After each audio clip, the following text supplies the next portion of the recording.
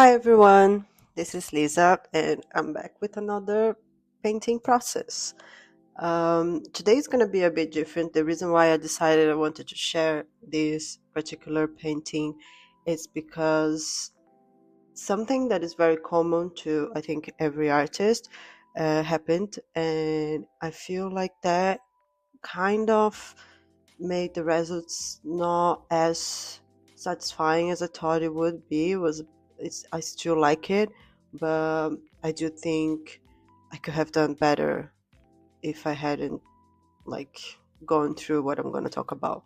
So, as an artist, I think everyone can relate that we never think we are good enough. We never think our painting is exactly everything we wanted it to be, which I think is good in a way, is what keeps us going and learning and developing our art to be always better and better. But there is a bad side to it when you don't know how to balance this feeling and understand what's the moment of okay, this is enough, I can stop here. And what happened with this piece for me is that overthinking took over. I started obsessing over little things, and then I started ruining it. And the worst thing is that I wanted to challenge myself to do a full background, which is something that I not normally do. I'm starting to do now, but I used to run away from backgrounds because I'm very bad at painting anything other than people. But what happened is this wasn't my struggle to this piece. My struggle was with my main strain in painting, which is the face. And yeah, I want to show you this. Now, I started the piece as I always start everything that I'm going to paint. I did a rough sketch, put down some of the flat colors, and then just opened a layer on top of that and started painting the details and kind of progressing from there. Now, as you can see here, everything was going very well up until that point.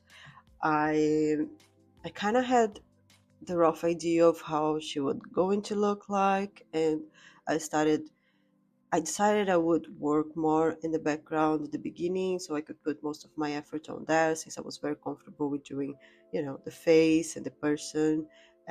So I started detailing the background kind of at the beginning, and then I moved to put some of her face, some of the details of her face.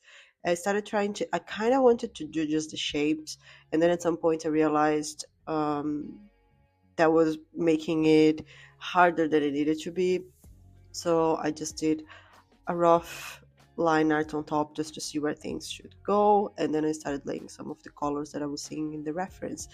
She has a very bright light on her face, which was making details on her of her features not as prominent as I normally like to be able to see. But she wasn't the main subject of this piece for me. Well, she was because she's the main thing in the scene, but my focus was the background. I wanted it to look good. At the end, you're gonna see the background barely even show, which is fine. It's fine. I wanted to convey the mood. So yeah, I started painting a little bit of her face. As you can see here, is the ugly face of the painting. Is where everything looks a little bit wonky, out of place, and that's normal. I'm already used to this, so it doesn't bother me anymore. I know it starts looking ugly, and then it looks nice at some point when you start detailing. I got another reference because it was really hard to see her nose from this net reference, so I just open another one so I could see details of nose and eyes and have an idea just for the of how her face should look like in the position that she was. And that was very helpful, to be honest. So after that, again, move on into trying to define a little bit more what I was seeing, but trying not to stray too far from what the reference was. flipping the Canva every time I could, so I could just see if things were or not working, for something was out of place. I don't know if I talked about flipping the Canva before, but basically, when you do that, you can see, you can have fresh eyes, right? So, some of the best things you can do, and I did not do with this painting, and I think that was a big mistake. Um, when you want to see the piece, if something is wrong or not, take some time, you get out, you, I don't know, take a 15-minute break, and then you come back, because your eyes kind of adjust to details, to the things that you've been working on for a long time, and it's not going to see the mistakes anymore. So if you leave and come back, or if you flip the canvas so you can see um, in a different direction. It's not the word that I wanted, but I can't remember the other one now. You can have kind of a fresh eye, and you can see better the mistakes. Another thing that I do to not be too focused on the specific details is to work in the piece overall. I think I talked about this in the last video as well. So I do a little bit in one place, and then I go to another part of the painting, detail a little bit more, and then come back. That makes everything look cohesive together, so it doesn't look like you over detailed one part and then you have to work on the rest of the things to reach the same point. And it helps as well for you to have the fresh eyes when you come back to the one specific part. So as you can see here, I laid down a little bit of the lightings, because I realized that one of the reasons I couldn't make her face work was because the colors on her face and the colors in the background were too different, because I haven't put the lights yet, which is what's making her face look the way it looks. It was kind of like bugging my brain a little bit, because it felt like she didn't belong in the environment. So I just put the light down and came back on doing a little bit more of her details. Now, this is my favorite part here. I think it's where I was getting into a good place. Background is nice, her face, it's looking somewhat good. I was happy with her face at this point. That's where I should have just stopped for a while, maybe came back later and just, continue to work on the lights on the background and stuff like that. Detail a little bit more her face, but not too much. Maybe work on the colors, but not change the features, because here I think is where the piece was looking pretty good. But I didn't. I didn't. I just started obsessing over little details on her face that, in my eye, were not working. I'm so used to focus so much on the face that for me it wasn't detailed enough. So I needed to do more. And yeah, so I've changed it here. You can see I'm working on her hands. That worked well. Took me a while, to be honest, to figure out this other hand, because in the reference she doesn't show much of this hand. So I had to do it like by my, my feelings, taking my intuition. But it looks good. I like her hands. Worked well. It's actually such a win for me that I can now paint like hands. Um, so yeah, working a little bit more in the background, working on the lights, kind of detail things, making sure it looks not like it has, some sort of stain in the wall and stuff, but it actually looks like she has some sort of bright light catching in the specific place. And one of the things that were very important for me was to actually make it look like the perspective is right, because if I got it wrong, it wouldn't look like the thing in the side was a wall, and then in the back of her there was like more depth. So I had to do it right. Um, then I came back to more details on her face, putting shadows and stuff. Here is when I started running, guys. I started going way too deep on shadows and stuff like that. I started straining from the reference, trying to do my own thing.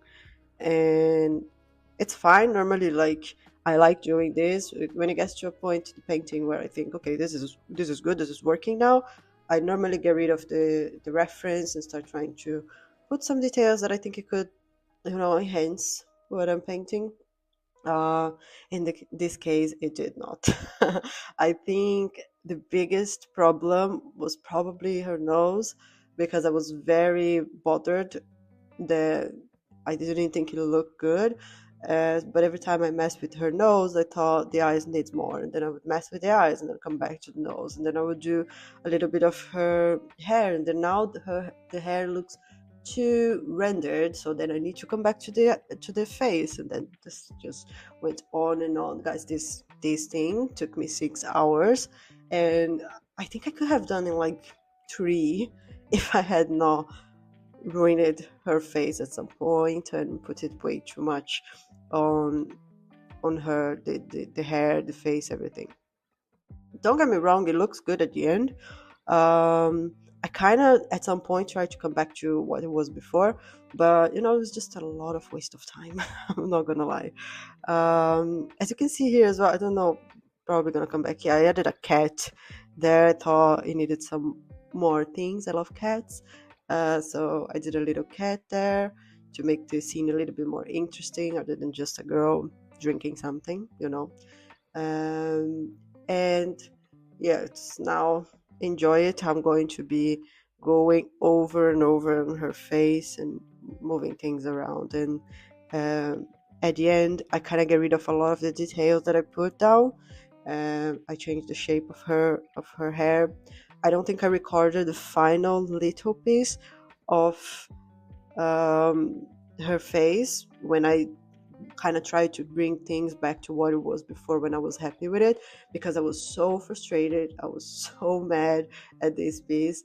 I couldn't even record it. I was really annoyed by it.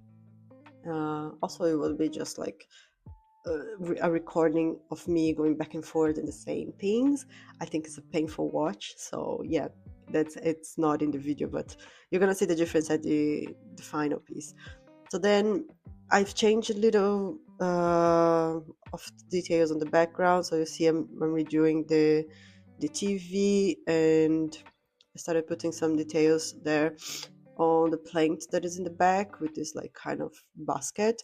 You can't really see it in the final piece later, because I thought it needs darkening. I think also the recording of the screen showed the colors a little bit different than what I see in real life. Um, so I darkened everything a little bit more to give more depth and put more of the focus on her as well. I know it looks now like you can't see anything of the background, but I swear you can. You can see, not very detailed, but you can see a lot of the backgrounds too. Um, and yeah, this is the piece, and I want to talk a little bit. This is the final version of it. I put a close on her face, so as you can see, I changed the hair again. Try to move a little bit some things in her face. Uh, but what I want to say, I think, just to finish this video, is that sometimes it's not going to be a full win. Sometimes you're going to feel like your painting, it's not exactly what you want it to be, and that's okay, as soon as you understand what mistakes you made on the way and what the things that you have to work on. And for me, it's definitely just trusting my intuition and understanding that there's a time to stop. Sometimes it's just leave the piece, go like for a walk or something, come back later, and you're gonna have a better mindset to do it. I didn't do that, and because of this, the piece is not exactly what I wanted it to be, but I still like it. I'm still happy with it, and yeah, that was the that was the video today. I hope you like it, and consider subscribing. I will come back with a better one later with a result that I'm actually super super happy about, and talk a little bit more about technique of the things that I was doing and what I was trying to learn through it. Yeah, see you later. Bye.